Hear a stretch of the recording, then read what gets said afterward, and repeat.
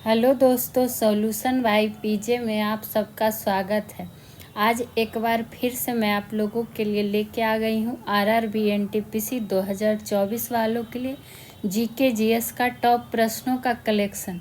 तो चलिए इसका सॉल्यूशन जानेंगे विस्तार पूर्वक, लेकिन एकदम आसान भाषा में समझते हुए। तो चलिए आज का पहला क्वेश्चन स्टार्ट करते हैं।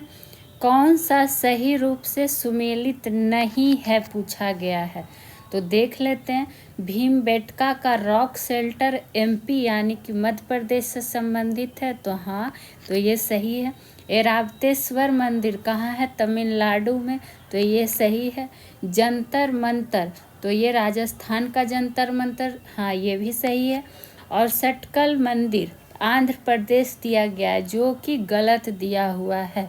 तो ऑप्शन नंबर डी हो जाएगा राइट आंसर। तो अब अगर जानेंगे कि अगर ये आंध्र प्रदेश में नहीं है तो फिर है कहाँ। तो जो सटदकल मंदिर है ये है कहाँ? तो कर्नाटक में है। कहाँ है? तो कर्नाटक में है। और इसको 1987 में, कब? तो 1987 में इस मंदिर को क्या किया गया? यूनेस्को के विश्व धरोहर स्थल घोषित किया गया था। तो ये भी ध्यान में रख लेना है कि 1987 में यूनेस्को ने क्या किया था? विश्व धरोहर स्थल घोषित किया था सटदकल मंदिर को। वहीं बात कर ले, अगर मध्य प्रदेश स्थित जो भीमबेटका का रॉक शेल्टर है, इसको 2003 में यूनेस्को द्वारा विश्व धरोहर स्थलों की सूची में जोड़ा गया था। तो कब जोड़ा गया था? तो 2003 में। और रही बात तमिलनाडु का ऐरावतेश्वर मंदिर, जो कि ऑप्शन नंबर बी है, तो ये 1987 में यूनेस्को के विश्व धरोहर स्थल की सूची में शामिल किया गया। वहीं राजस्थान का जंतर मंतर को 2010 में, कब? तो 2010 में यूनेस्को के विश्व धरोहर स्थल की सूची में शामिल किया गया है। तो ये सब सारे मंदिर आपके लिए इम्पोर्टेंट हो सकते हैं। चलिए अब बढ़ जाते हैं आज के दूसरे प्रश्न की ओर। और आपका रेगुलर सेशन चल रहा है, तो प्लीज़ आप लोग क्लास देखा कीजिए। निम्न में कौन सा जहाज निर्माण से संबंधित है? यानी कि जहाज निर्माण से कौन संबंधित है?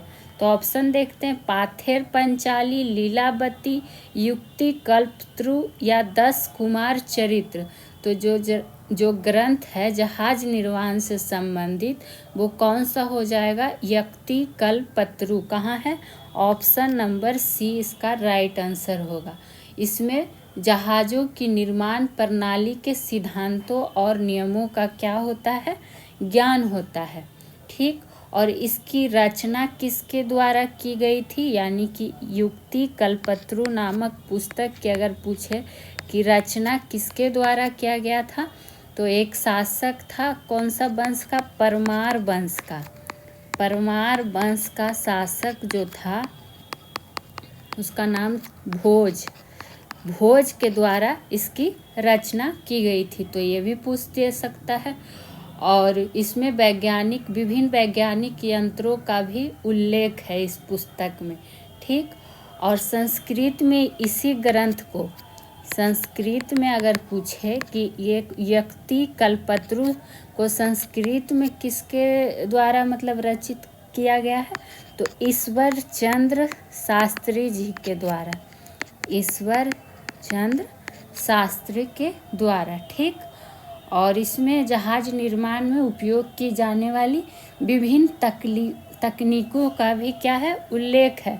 वहीं अगर लीलावती की बात कर लेंगे तो ये किसके द्वारा रचित है? ये है भास्कराचार्य।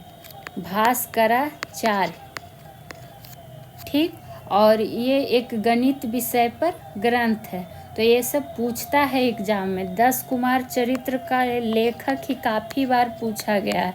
तो 10 कुमार चरित्र पुस्तक के लेखक जो हैं वो कौन है? डांडी हैं। ठीक, डांडी है। तो ये सब आपको ध्यान में रखना होगा। अब बढ़िए आगे की ओर, जो कि होगा हमारा तीसरा नंबर प्रश्न। देखते हैं कौन सी सिंधु नदी बाईं ओर से मिलती है? तो देख लेते हैं, जास्कर नदी, श्योक नदी, गिलगित नदी या फिर काबुल नदी। नहीं जी, मतलब इसमें पूछा गया है कि सिंधु नदी में कौन सा बाईं ओर से मिलता है। ठीक, तो जो इसमें मिलता है वो कौन सा मिलता है, जास्कर। तो ऑप्शन नंबर ए हो जाएगा राइट आंसर। वहीं अगर बात कर ले सिंधु नदी में बाईं ओर से मिलने वाली नदियों के कुछ नाम की, तो जैसे में ध्यान रख सकते हैं झेलम, चिनाब, चूँकि कथन के रूप में लॉन्ग टर्म में क्वेश्चन पूछ लिए जाते हैं रेलवे में, ब्यास, सतलज, ये सब क्या है, सिंधु नदी में बाईं ओर से मिलती है। ठीक, और यहाँ पर क्या हो जाएगा ऑप्शन के अकॉर्डिंग जास्कर। वहीं बात करें जो काबुल है, यहाँ पे काबुल हो गया, कुर्रम हो गया, गोमल हो गया, श्योक हो गया, ये सब जो नदी है सिंधु नदी में दाईं ओर से मिलती है। किससे मिलती है, तो दाईं ओर से मिलती है। तो ये भी ध्यान में रख सकते हैं कि दाईं ओर से कौन कौन मिलती है। तो काबुल जान गए, श्योक जान गए, कुर्रम ध्यान रख सकते हैं, गोमल ध्यान रख सकते हैं, श्योक ध्यान रख सकते हैं, ये सब क्या है, दाईं ओर से। तो यही प्रश्न ही था कि कौन सी सिंधु नदी में बाईं ओर से मिलती है। वहीं अगर आपसे पूछे कि सिंधु नदी की सबसे बड़ी सहायक नदी कौन सी है, तो जब सिंधु नदी की सहायक नदी वो भी सबसे बड़ी, तब कौन हो जाएगा, चिनाब नदी, चिनाब नदी।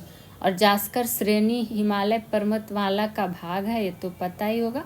सिंधु नदी तिब्बत के मानसरोवर झील के निकट बोखरचू ग्लेशियर से निकलती है, ये सब आपको हम पहले भी लिखवा चुके हैं। अब बढ़ जाते हैं आज के प्रश्न नंबर 4 पे, और आपको सारे जीके जीएस के प्रश्न जो भी शामिल किए गए हैं सब विषय को मिलाकर किए जाते हैं।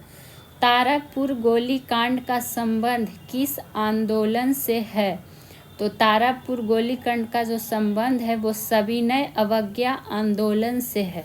तो कहाँ है, ऑप्शन नंबर डी हो जाएगा राइट आंसर। चूँकि तारापुर गोलीकांड घटना जो हुआ था ये कब घटित हुआ था, वर्ष और डेट ध्यान रख सकते हैं, तो 15 फरवरी 1932 को घटित हुआ था। और तारापुर थाना पर झंडा फहराने के क्रम में अनेकों देशभक्त क्या हो गए थे, शहीद हो गए थे। और आपको पता है सविनय अवज्ञा आंदोलन जो कि 1930 से लेकर 34 के बीच ही चलाया गया था, तो इसका संबंध इसी आंदोलन से हो जाता है। और रहा बात क्या कहता है, पटना में सविनय अवज्ञा आंदोलन के दौरान क्या हुआ था, चौकीदारी करना अदायगी आंदोलन सर्वप्रथम कहाँ से प्रारंभ किया गया था, तो बेतिया से। तो यहाँ ये सब नहीं लिखना है, जो ज़रूरी था वो आपको बता दिया गया। चलिए अब बढ़ जाते हैं 5वें नंबर प्रश्न की ओर। और हाँ, 5वां नंबर पर जाने से पहले आप लोग से रिक्वेस्ट है कि जल्दी से 1000 सब्सक्राइबर आप लोग पूरा कर दीजिए, और प्लीज़ चैनल को सब्सक्राइब, लाइक, शेयर ज़रूर कीजिए। वीडियो अच्छा लगता है तो ज़रूर कीजिए। आइए 5 नंबर, कौन सा जलडमरू मध्य मैक्सिको और क्यूबा के बीच स्थित है, तो ये कौन सा स्थित है, युकाटन जल संधि। तो ऑप्शन नंबर ए हो जाएगा राइट आंसर। और सारे प्रश्न आपके लिए चुन चुन के कलेक्ट किए जाते हैं जो कि एग्ज़ाम के पर्पस से काफ़ी इम्पॉर्टेंट होते हैं। यह जल संधि जो है कैरिबियन सागर को मैक्सिको की खाड़ी से भी जोड़ता है। तो यहाँ तो जलडमरू मध्य है जो मैक्सिको और क्यूबा के बीच है ही स्थित, जोड़ता किसको किसको है, तो कैरिबियन सागर और जोड़ना को प्लस से इंडिकेट कर देते हैं, मैक्सिको की खाड़ी से। किससे, तो मैक्सिको की खाड़ी से। जल संधि की बात करें तो ये क्या होता है, एक संकरा जल मार्ग होता है जो 2 विशाल जल निकायों को जोड़ता है। वहीं अगर जिब्राल्टर जल संधि की बात अगर कर ले तो ये भूमध्य सागर और किसको, अटलांटिक महासागर जोड़ने का जब बात कहेगा तो भूमध्य सागर और अटलांटिक महासागर को जोड़ता है जिब्राल्टर जल संधि। लेकिन पूछेगा कि अलग किसको करता है, तो बताइए, जोड़ता भी है किसी को और ये अलग भी करता है। तो अलग करता है स्पेन और मोरक्को को। किसको अगर अलग करता है तो इसको माइनस कर दीजिए, स्पेन एंड मोरक्को को। ये साइंस समझ जाइएगा कि कहाँ पर। वहीं बात करें अगर मलक्का जल संधि की, जो कि ऑप्शन नंबर सी में है, तो मलक्का जल संधि की अगर बात कर ले तो दक्षिणी चीन सागर और किसके साथ किसको जोड़ता है, अंडमान सागर में मिलता है कौन, मलक्का जल संधि। अब आ गया लास्ट कौन बच गया, सुंडा जल संधि। ये जोड़ता है हिंद महासागर को और किसको जोड़ता है, हिंद महासागर के साथ जावा सागर को। तो इसको ध्यान में रखना।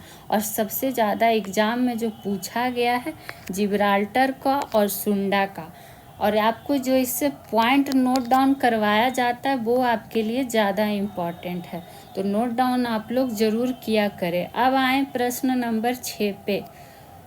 भारत में सबसे अधिक कॉफ़ी उत्पन्न करने वाला राज्य कौन सा है, तो ये है कॉफ़ी कर्नाटक। तो ऑप्शन नंबर बी होगा राइट आंसर। वहीं केरल जो है कॉफ़ी उत्पादन के मामले में दूसरे स्थान पर है। तो क्या पता कभी क्रम के रूप में ही दे दे, तो फर्स्ट सेकेंड थर्ड 3 को तो याद हर चीज़ में रख सकते हैं। तो और तीसरा पर जो है वो हो जाएगा तमिलनाडु। पहला हो गया कर्नाटक, दूसरा केरल और तीसरा कौन सा, तमिलनाडु के, मतलब कॉफ़ी उत्पादन के मामले में। और अगर देश में पूछे कि विश्व में सर्वाधिक कॉफ़ी उत्पादन करने वाला देश कौन सा है, तो जब देश कौन सा हो जाएगा, ब्राज़ील। और पूछा भी गया है प्रश्न, आगे भी मिल सकता है, तो ध्यान रखना। और ये तो हो गया फर्स्ट में देश में। सेकेंड में आ जाता है वियतनाम। कौन नाम, तो वियतनाम। और भारत में सर्वप्रथम चिकमंगलूर में कॉफ़ी उत्पादन किया गया था। तो ध्यान रखिएगा कौन, ये पूछा जाता है जगह का नाम, तो चिकमंगलूर। कुछ आप लोग सुन के भी लिख सकते हैं, ठीक। और अरेबिका और रोबस्टा कॉफ़ी की क्या है, किस्में हैं जो कि भारत में अधिक उत्पादन होती हैं।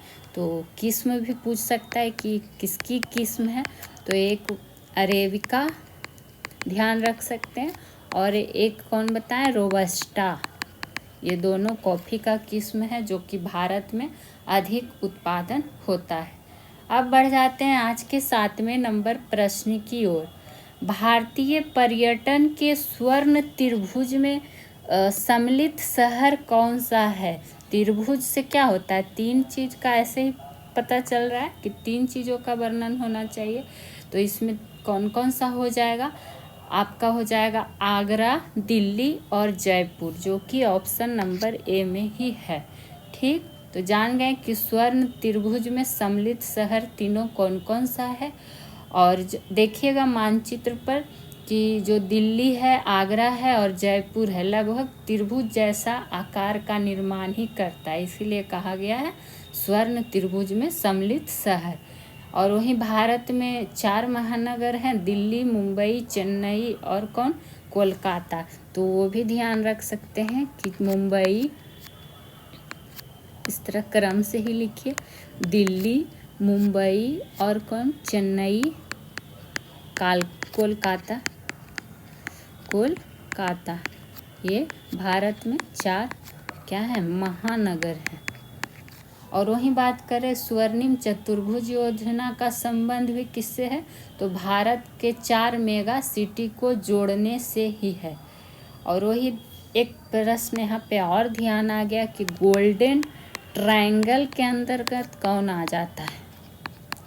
ये तो देखिए हिंदी है स्वर्ण त्रिभुज, लेकिन आप ज्योग्राफी में पढ़े होंगे कि गोल्डन ट्रायंगल के अंदर कौन कौन सा देश आते हैं, ये भी पूछा जाता है। तो कौन कौन सा देश आ जाते हैं, थाईलैंड, लाओस और कौन, म्यांमार। तो ये भी आपको ध्यान में रखना है। अब बढ़ जाते हैं आज के 8वें प्रश्न की ओर, और इसका PDF भी आपको टेलीग्राम ग्रुप पे दे दिया जाता है, तो आप लोग वहाँ भी जुड़ सकते हैं। और यकीन मानिए आपको बहुत ही अच्छे प्रश्नों का कलेक्शन दिया जा रहा है, जो कि काफ़ी हेल्पफुल रहेंगे आपके लिए, तो ज़रूर आप लोग पढ़िए। 8 नंबर पे आइए, सोची पारा जलप्रपात किस नदी पर स्थित है? तो ये जो है चलियार नदी पर स्थित है। तो ऑप्शन नंबर सी हो जाएगा राइट आंसर। अब जानते हैं और क्या जानकारी ले सकते हैं। और ये किस राज्य में स्थित है? सोची पारा जलप्रपात, तो ये जो है केरल में स्थित है। कहाँ स्थित है? तो केरल में स्थित है। इसको एक और नाम से जाना जाता है, तो किस नाम से? इसको बोला जाता है प्रहरी चट्टान जलप्रपात। प्रहरी चट्टान जलप्रपात। तो हो सके आपसे इसी तरह प्रश्न पूछ दे, किसका दूसरा नाम भी पूछ दे। ठीक, वहीं जो एग्जाम में बहुत बार पूछा गया है क्या? तो कर्नाटक का शिव समुद्रम जलप्रपात।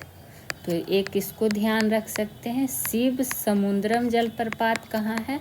तो कर्नाटक में है। और किस नदी पर है? तो कावेरी नदी पर है। ठीक, वहीं अगर बात कर ले क्या कहता है, ऊंचा चली जलप्रपात का नाम सुने हैं? कौन सा जलप्रपात? ऊंचा चली। ऊंचा चली जलप्रपात जो है वो कहाँ है? ये कौन सी नदी पर है स्थित? पूछा जाता है ऊंचा चली जलप्रपात। तो अघनासनी नदी पर, जो कि ऑप्शन नंबर डी दिया हुआ है। ठीक, वहीं अगर आपसे पूछ ले कि बझाचल जलप्रपात किस नदी पर स्थित है, तो उसको भी ध्यान रख सकते हैं। देखिए स्पेस कम है, फिर भी किस तरह हम लिख ही देंगे, चालकड़ी नदी पर। तो चालकड़ी नदी पर कौन सा जलप्रपात हो जाएगा? बझाचल जलप्रपात। और यकीन मानिए बहुत लोग तो नाम भी नहीं सुने होंगे इसका, तो ज़रूर पढ़िए, डिटेल के साथ पढ़िए। और एक जलप्रपात इस नदी पर स्थित है, अधीरा पिपली जलप्रपात। अधीरा पिपली जलप्रपात, ये दोनों किस नदी पर हैं? चालकुड़ी नदी पर। चालकुड़ी कर लीजिएगा। ठीक, अब आ जाइए प्रश्न नंबर 9 की ओर।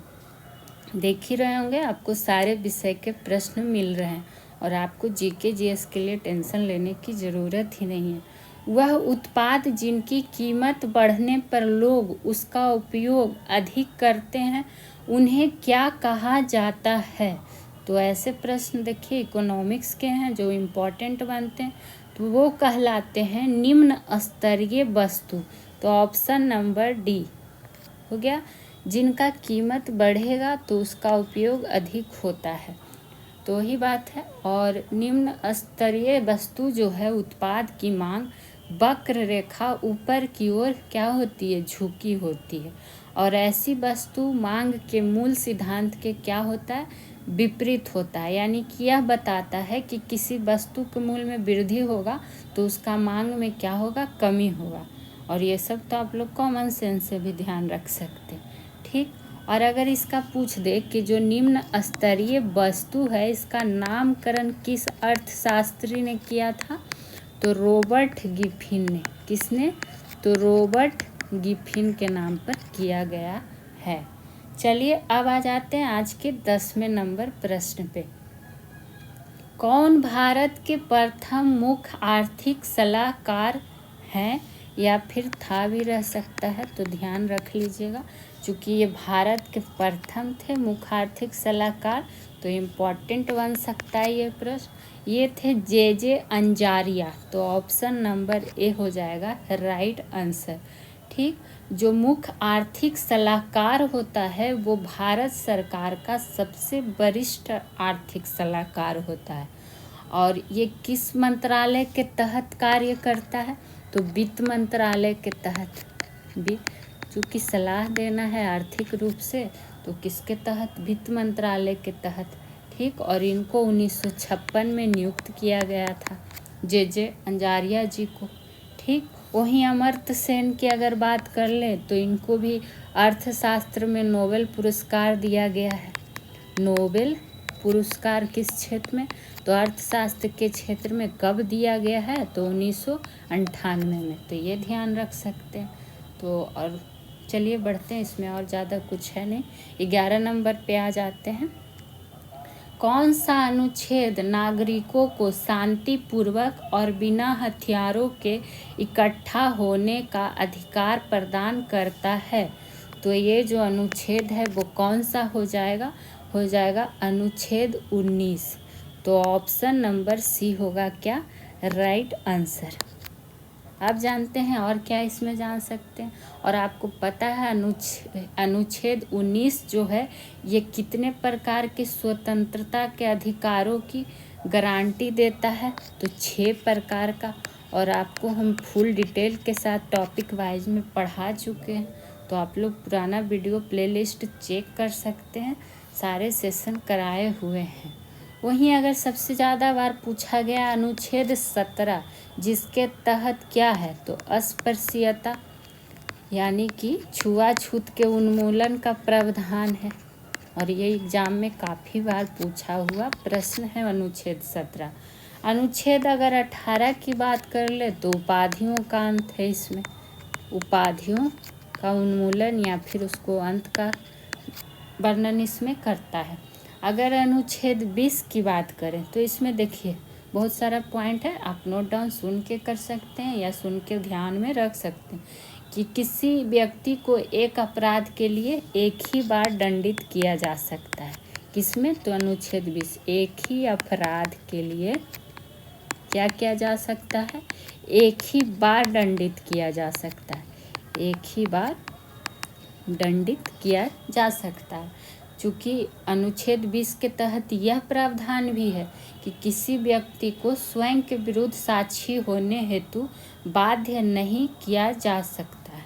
ठीक, वहीं अगर मूल संविधान में अनुच्छेद 19 के अंतर्गत कहिएगा तो 7 प्रकारों की स्वतंत्रता का अधिकार दिया गया था, और 44वें संविधान संशोधन द्वारा 6ठी स्वतंत्रता का अधिकार संपत्ति के अधिकार को मौलिक अधिकार से हटा दिया गया, और ये तो हम आपको पहले भी पढ़ा चुके हैं।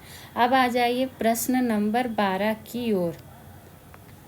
नया संसद भवन के उद्घाटन पर कितना रुपया सिक्का जारी किया गया है, तो ये जो जारी किया गया है 75 रुपये का सिक्का, तो ऑप्शन नंबर डी हो जाएगा राइट आंसर। वहीं इसकी उद्घाटन की अगर बात आई है तो डेट पूछ सकता है कि उद्घाटन कब हुआ था नया संसद भवन का, तो जो उद्घाटन डेट था वो क्या था, 28 मई 2023।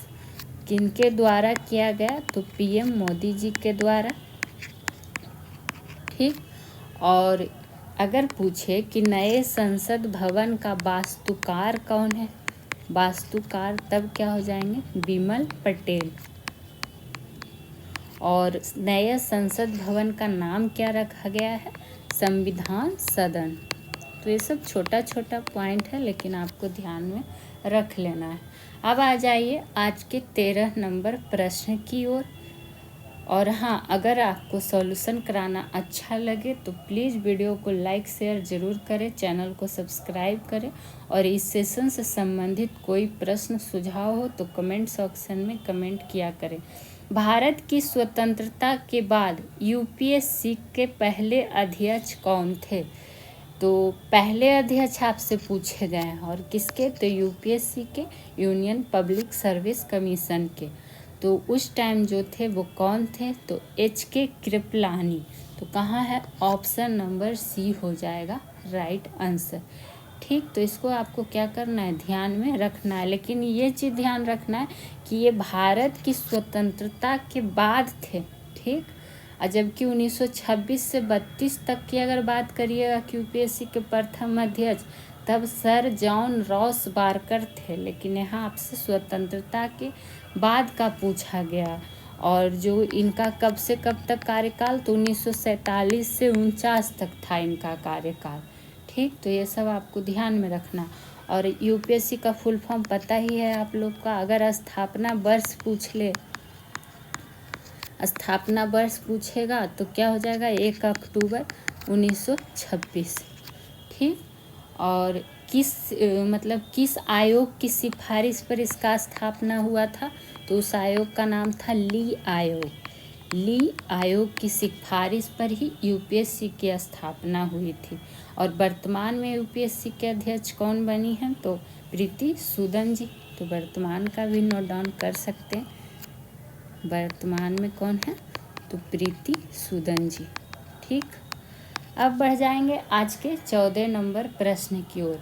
देखिए, आपको डेली के सेशन में 20 क्वेश्चन ही मिलते हैं टॉप 20, लेकिन उसके साथ जो आपको डिटेल कराया जाता है तो आप खुद सकते कम से कम तो विदुना 40, आपको 40 प्रश्नों की तो जानकारी हो ही जाती है, लेकिन आपको और ज़्यादा, क्योंकि एक क्वेश्चन पे 4 ऑप्शन होते हैं और आपको चारों का बताया जाता है। तो आप खुद सोचिए ये सेशन आपके लिए कितना इम्पोर्टेंट होता है।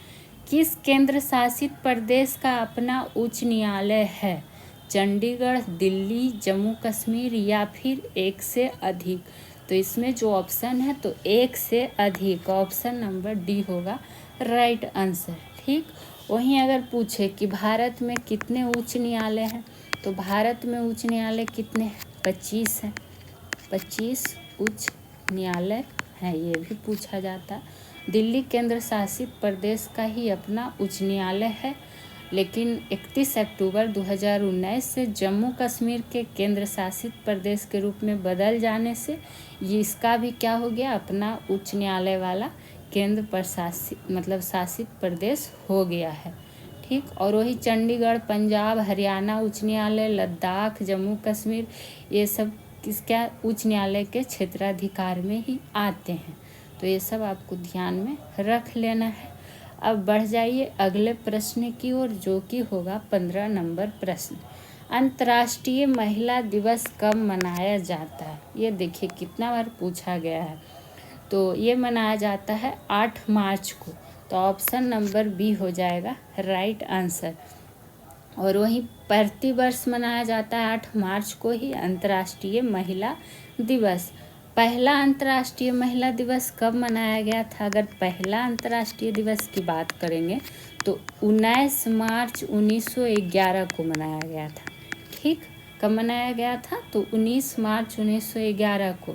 लेकिन 1975 से, जब 1975 से ये मनाया जाने लगा 8 मार्च से, तो ये भी ध्यान में रख सकते हैं। और जब अंतर्राष्ट्रीय महिला दिवस जान गए तो पुरुषों को क्यों छोड़ दिया जाए?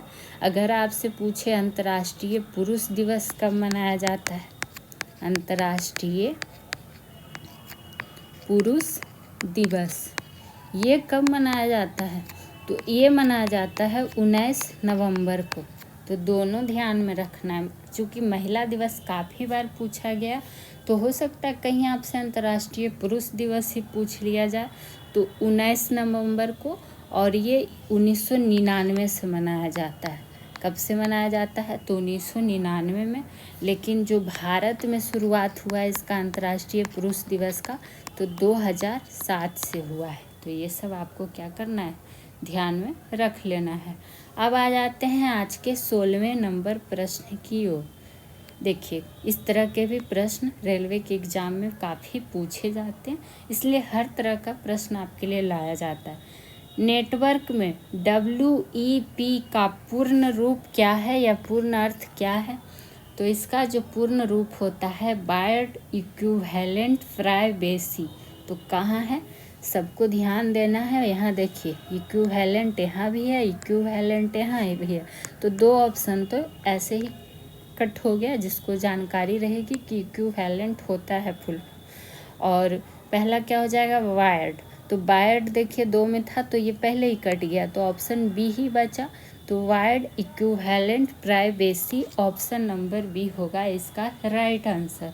यह एक वायरलेस लोकल एरिया नेटवर्क के लिए क्या है, एक सुरक्षा प्रोटोकॉल है। और इसका उद्देश्य क्या है, केवल नेटवर्क से अधिक डाटा को प्राइवेट रखना है, यानी प्राइवेसी वही तो हो गया। तो ये सब क्या करना है, ध्यान में बस रख लेना है इसका पूर्ण रूप। अब बढ़िए आज के 17 नंबर की ओर। संवहन द्वारा ऊष्मा स्थानांतरण हो सकता है। तो हो सकता है, लेकिन किस में हो सकता है? तो गैसों एवं द्रवों में ऊष्मा का संचरण कहाँ है? तो ऑप्शन नंबर सी हो जाएगा। गैस एवं द्रव में ऊष्मा का जो संचरण होता है वो किसके द्वारा होता है? तो संवहन के द्वारा होता है। और ऊष्मा क्या है? ऊष्मा वह ऊर्जा है जो एक वस्तु में केवल तापांतर के कारण ही स्थानांतरित होते रहता, और ऊष्मा का एक स्थान से दूसरा स्थान पर जाना ही क्या है? ऊष्मा का संचरण है। और इसका ऊष्मा का जो संचरण है उसी का तो होता है 3 विधि, और वो 3 विधि जो एग्जाम में पूछा जाता है, जैसे हो गया पहला चालन, दूसरा पूछा जाता है क्या, संवहन, और जो लास्ट हो गया तीसरा वो होता है कौन, विकिरण, और काफ़ी बार पूछा गया है सब। तो संवहन विधि में ही ऊष्मा का संचरण पदार्थ के कणों के स्थानांतरण के द्वारा होता है। अब वायुमंडल पूछ लिया जाता है कि संवहन मतलब वायुमंडल किस विधि द्वारा ही गर्म होता है, ये प्रश्न भी पूछा जाता है। तो जो वायुमंडल गर्म होता है वो संवहन विधि द्वारा ही होता है, तो इस प्रश्न को भी ध्यान रख सकते हैं। और लोहे के छड़ का गर्म होना किस विधि पर आधारित है, ये पूछा जाता है, तो चालन पर। क्या एग्जाम्पल के रूप में ही आपसे पूछा जाएगा कि लोहे के छड़ का गर्म होना किस विधि पर आधारित है, तो चालन विधि पर आधारित है। और सूर्य से पृथ्वी तक ऊष्मीय विकिरण का पहुंचना किसका उदाहरण है, तो वो विकिरण आ गया, तो विकिरण का उदाहरण है। और ये सब काफ़ी इम्पोर्टेंट पॉइंट हैं कि सूर्य से पृथ्वी तक ऊष्मीय विकिरण का क्या पहुंचना किसके अंतर्गत आता है, तो ये आता है विकिरण के अंतर्गत। आप लोग नोट डाउन जरूर करिएगा, सुन के भी अच्छे से कर सकते हैं। और विकिरण का याद आ गया यहाँ पे, तो विकिरण से ध्यान क्या रख सकते, परावैंगनी विकिरण का खोज किसने किया था, तो रिटर ने। अब रक्त विकिरण का खोज किसने किया था, तो विलियम हर्शेल ने, और पूछा भी जाता है ये सब भी। आ जाइए आज के 18 नंबर प्रश्न पे। रेगुलर सेशन चलता है, सुबह शाम 2 सेशन चलता है, एक द 10 मिनट शो चलता है, उसमें आपको एक टॉपिक उठा के जो भी इम्पोर्टेंट बिंदु होते हैं वो कराए जाते हैं। और उसमें अभी आपको मुगल वंश का सारे शासक को डेली बारी बारी से बताया जा रहा है, तो आप लोग वो क्लास भी अटेंड करिए।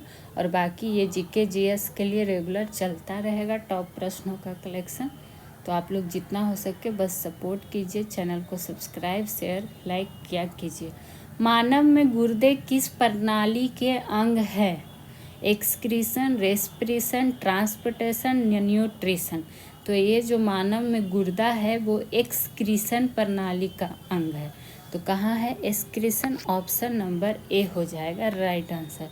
वहीं बात करें गुर्दा यानी कि पूछा जाता है क्या, गुर्दा, इसको ब्रिक भी बोला जाता है, ठीक। और इसका कार्यात्मक इकाई पूछता है, तो कार्यात्मक इकाई कौन सा है, नेफ्रॉन, ठीक। और प्रत्येक नेफ्रॉन एक छोटी प्याली नुमी रचना होती है, इसको क्या कहा जाता है, बोमेन संपुट। जो ये नेफ्रॉन होता है इसको क्या कहा जाता है, किस तरह से बताएं कि प्रत्येक नेफ्रॉन एक छोटी प्याली नुमा रचना होती है, उसे ही कहा जाता है बोमेन संपुट, तो ध्यान इसको भी रखिएगा। और वही मनुष्य में बात करेंगे, उत्सर्जन का 5 प्रमुख अंग कौन सा है, तो वृक्क या गुर्दा हो गया, फेफड़ा हो गया, त्वचा, यकृत, आंत, ये सब होता है मनुष्य में उत्सर्जन का प्रमुख अंग। और जो वृक्क का निर्माण होता है, वृक्क के द्वारा ही किसका निर्माण होता है, यूरिन का निर्माण होता है, जो कि मूत्र नलिका से अग्रसित होकर क्या होता है, मूत्राशय से संग्रहित होता है और फिर बाहर जाकर उत्सर्जित होता है। तो ये सब हम आपको पहले भी लिखवा बता चुके हैं, तो यहाँ पर बस इतना ही है। बढ़ते हैं आगे की ओर, जो कि होगा 19वां नंबर पर। आपको पता है 19वें नंबर पर जाने से पहले आपको डेली के सेशन में 3 प्रश्न आपसे पूछे जाते हैं, और आपको इसका कमेंट सेक्शन में आंसर देना रहता है, तो आप लोग प्लीज़ सारे लोग आंसर दिया कीजिए। तो आज का प्रश्न है आपसे, पहला प्रश्न है आपके लिए कि मीराबाई चानू किस खेल से संबंधित है, ये है आपके लिए पहला प्रश्न। और प्लीज़ सारे लोग आंसर दिया कीजिए, आप ही लोग का हेल्प होगा, रिवीजन होगा, क्योंकि जो पढ़ाया जाता है डिटेल में वही आपसे पूछा जाता है। दूसरा प्रश्न है आज का आपके लिए कि नींबू में किस तत्व की